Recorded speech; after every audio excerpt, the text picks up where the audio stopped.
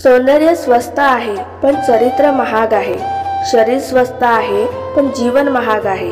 घड्याळ स्वस्त आहे पण वेळ महाग आहे। मैत्री स्वस्त आहे पण प्रामाणिकपणा महाग आहे। आणि प्रामाणिकपणा हाच खरा माणसाचा भाव आहे।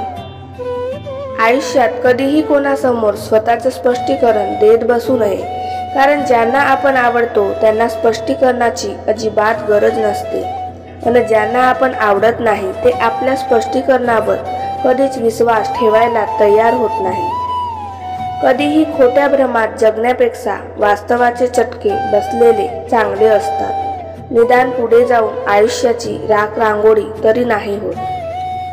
कौतुक करणाऱ्या शेकडो व्यक्तीपेक्षा प्रोत्साहित करणारी एक व्यक्ती सोबत असावी, जी नकारात्मकतेला पुरून उरेल।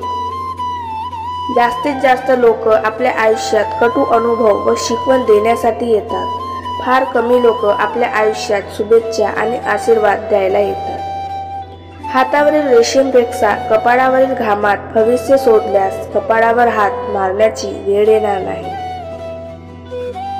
माणूस एक अजब रसायन आहे। आवडला तर त्याचे दोष दिसत नाहीत आणि आवडला नाही तर त्याचे चांगले गुण दिसत नाहीत। समाधान ही अंतःकरणाची सर्वात सुंदर संपत्ती आहे। ज्याला ही संपत्ती मिळाली तो जगात सर्वात सुखी मनुष्य आहे। स्वतःचे मायनस पॉइंट माहीत असणे हा तुमचा सगळ्यात मोठा प्लस पॉइंट ठरू शकतो।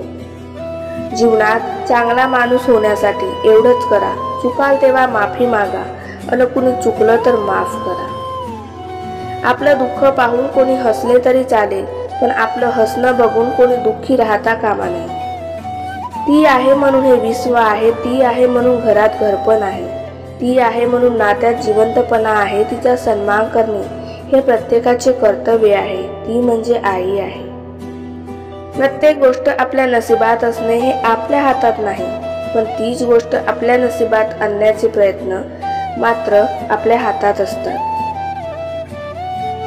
आपल्या आयुष्यात कोण येणार हे आपल्या हातात नसतं, पण कोण टिकून राहणार हे आपल्या स्वभावावर अवलंबून असतं। जन्माची नाती हा निसर्गाचा प्रसाद आहे, पण स्वतः बनवलेली नाती हे आपले पुण्य सत्कर्म आहे। हृदय समुद्रासारखे ठेवा, नद्या आपोआप घेऊन मिळतील।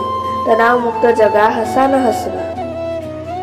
आयुष्य जगावं काल आपल्याबरोबर काय घडलं याचा विचार करण्यापेक्षा उद्या आपल्याला काय घडवायचे आहे याचा विचार करा, कारण आपण फक्त गेलेले दिवस मोजण्यासाठी नाही तर उरलेले दिवस आनंदाने घालवायला जन्माला आलो। आयुष्यात फक्त दोनच गोष्टींमुळे तुम्ही ओळखले जाता, एक म्हणजे तुमच्याकडे काहीही नसताना तुम्ही दाखवलेला संयम आणि दुसरे म्हणजे तुमच्याकडे सर्व काही असताना तुमच्याकडे असलेली नम्रता। आयुष्यात आपण घेतलेला कोणताच निर्णय हा कधीच चुकीचा नसतो, फक्त ती बरोबर आहे हे सिद्ध करण्याची जिद्द आपल्यात हवी असते। जेव्हा तुम्ही एखाद्याचे जीवन खोट्याने उद्ध्वस्त करता, तेव्हा ते व्याजाने घेतलेल्या कर्जाप्रमाणे व्याजासह तुमच्याकडे परत येते। घरात सोफा सेट असो, डिनर सेट असो, टीव्ही सेट असो की मेकअप सेट असो, परंतु माइंड सेट नसेल तर आपण कोठेही सेट होऊ शकत नाही। म्हणूनच सदैव प्रसन्न राहा। नेहमीच उत्तरे उत्तराच्या स्वरूपात नाही मिळत, काही अनुभव असतात उत्तरांना घेऊन दडलेले। परमेश्वराचा सहवास लाभला तर बैल नंदी होतो, सामान्य माणूस सुद्धा पुजारी होतो। फुले कचरा होत नाही तर निर्माल्य होतात, धूप राख होत नाही भस्म होते, निरांजन नंददीप होतो, दूध दही पंचामृत होतो, तीर्थ होतो, प्रवासी यात्रेकरू होतो, जीव शिव होतो। म्हणूनच देवाची या द्वारी बसावे क्षणभरी। दगड एकदाच मंदिरात जातो आणि देव होतो, माणूस अनेकदा मंदिरात जातो पण दगडच राहतो। ज्ञानानंतर जर अहंकार जन्म घेत असेल तर तो ज्ञान विष आहे, परंतु ज्ञानानंतर जर नम्रता जन्म घेत असेल तर ते ज्ञान अमृत आहे।